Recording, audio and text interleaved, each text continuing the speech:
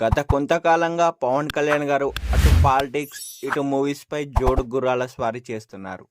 ఆయన డిప్యూటీ సీఎంగా బాధ్యతలు స్వీకరించిన తర్వాత టైట్ పొజిషన్‌లో డేట్స్ ఇచ్చి మరీ ఎలానో పూర్తి చేశారు ఈ మూవీని. పైగా డైరెక్టర్ క్రిష్ గారు ఈ ప్రాజెక్ట్ నుంచి తప్పుకున్నాక ఆ మూవీని జ్యోతికృష్ణ గారు టేకప్ చేశారు. జ్యోతికృష్ణ గారు ఈ కథకి ఎంతవరకు న్యాయం చేశారో ఇప్పుడు చూద్దాం రండి. ఈ మూవీ యొక్క రన్ టైం విషయానికి వస్తే 2 అవర్స్ 30 మినిట్స్ కంటే ఎక్కువగానే ఉంది. ఈ మూవీ ఎలా ఉంది అంటే బాగుంది. ఈ స్టోరీ మొత్తం 17th సెంచరీలో జరుగుతుంది. పెరిగి పెద్దవాడైన వీరమల్లు దొరలను దోచుకొని లేని వారికి సాయం చేస్తూ ఉంటాడు. అయితే దొర కోరిక మేరకు గోల్కొండ కిలాకు బయలుదేరిన వీరమల్లు తన ధైర్య సాహసాలతో నవాబును మెప్పిస్తాడు.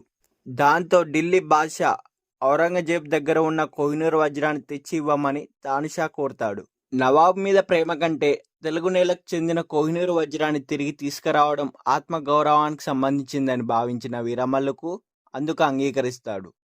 అయితే హైదరాబాద్ నుంచి ఢిల్లీ నగరానికి అతని ప్రయాణం ఎలా సాగింది, మధ్యలో ఎదురైన అవాంతరాలు ఏమిటి, హిందువుగా జీవించాలంటే జిజియా పన్ను కట్టాలని శాసించిన మొఘల్ చక్రవర్తి ఔరంగజేబుకు వీరమల్లు ఎలా సింహస్వప్నంగా మారాడు అనేది తెలియాలంటే మనం మూవీ చూడాల్సిందే. మూవీకి పాజిటివ్ పాయింట్ ఏంటంటే ఫస్ట్ హాఫ్ బాగుంది, సెకండ్ హాఫ్ మొదటి 40 నిమిషాలు యావరేజ్, చివరి 40 నిమిషాలు బాగుంది. కీరవాణి గారు ఇచ్చిన పాటలు, బీజిఎం ఈ మూవీకి ప్లస్ పాయింట్గా నిలుస్తాయి.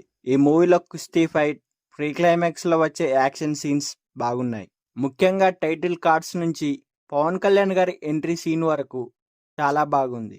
కానీ స్క్రీన్ ప్లే మాత్రం చాలా చోట్ల పాత అనుభూతినే కలిగిస్తుంది. విఎఫ్ఎక్స్ వర్క్ మాత్రం చాలా దారుణంగా ఉంది. చాలా పాత్రలకు సరైన లిప్ సింక్ అనేది లేదు. మూవీని మాత్రం చూడాలనుకుంటే చూడండి, మూవీలో మాత్రం మ్యాటర్ ఉంది. ఈ మూవీని ఫ్యామిలీతో కూడా కలిసి చూడవచ్చు.